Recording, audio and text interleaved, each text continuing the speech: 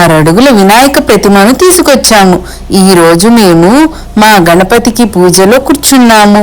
కైలాసం నుండి వినాయకుని ఆహ్వానించి పసుపు, కుంకుమ, గంధము, బొట్టు పెట్టుకొని ధూపము, దీపము, అగరబత్తులు, పండ్లు, చక్కెర పొంగలి, పులిహోర, ఉండ్రాళ్ళు, కుడుములు, శనగలు మరియు పానకం, వడపప్పు, వివిధ పలహారాలను నైవేద్యముగా పెట్టామండి.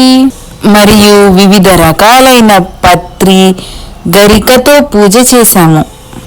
హారతులు ఇచ్చి అందరినీ కాచి కాపాడమని, రక్షించమని, విద్యాబుద్ధులను ప్రసాదించమని ఆ విఘ్నేశ్వరుని మనస్ఫూర్తిగా కోరుకుంటున్నాను. అందరి విఘ్నాలను తొలగించమని వేడుకుంటున్నాను. జై బోలో గణేష్ మహారాజ్ కి జై.